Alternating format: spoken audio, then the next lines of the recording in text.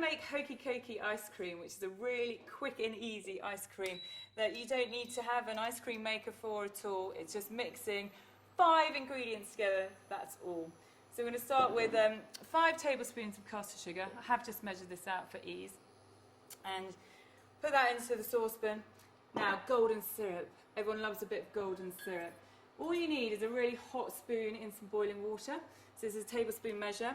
And it's going to make sure that the golden syrup comes off nice and easily. So, see how quickly that comes off? None of that sort of pushing it off with your finger. However, that is the cook's treat. Licking it off at the end. So 2 big tablespoons of that into the 5 tablespoons of caster sugar. Golden deliciousness. Yummy. Yummy. Now, what you want to do is have that on quite a low heat to begin with. You want to start to melt the sugar and the golden syrup, if you can see in there. And you can stir it a little bit as well. So it's coming up to the boil now. And then you can see it starts to gradually change in colour, become like a really rich caramel colour, and that's the point you want it to get it to. Okay, so can you see how it's changing colour now? It's still not there yet. It's a lovely sort of slightly golden caramel, but we want it a bit darker than that. So the magic ingredient is bicarbonate of soda. You won't actually taste it. All it does is has the effect of exploding the sugar. So you just put a teaspoon in of that, and you need to have a whisk at hand as well, because it is going to be a quick sort of action. Okay, so can you see the colour of that now? It's a really dark golden colour. Okay, so this is when the excitement happens. So you just need a teaspoon, that's all you need. Okay, here we go. So you put that in, get a whisk. Can you see how it's exploding? Love it. Okay, you whisk that together so you get all the lumps out of the bicarbonate of soda, and then you just pour that in to your wok, like so.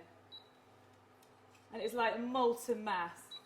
It's just fantastic. Now don't, whatever you do, touch this with your bare hands, because you will really have a bad burn.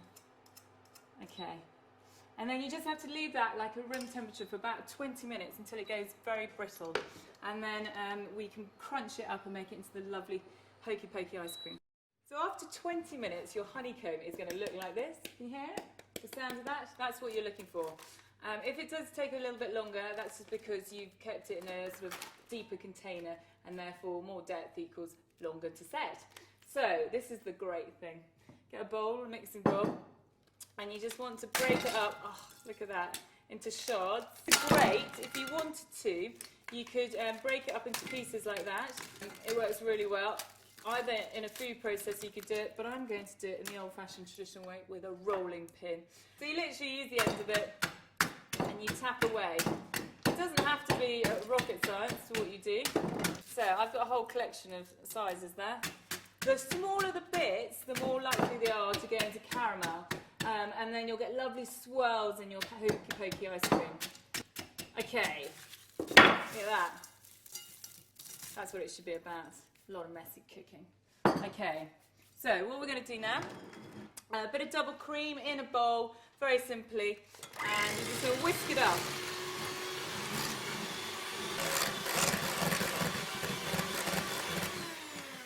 Okay, so you can see that consistency. That's what we call soft peak stage, where if you just gave it a little jolt, it would fall off and it's left a good trail in there.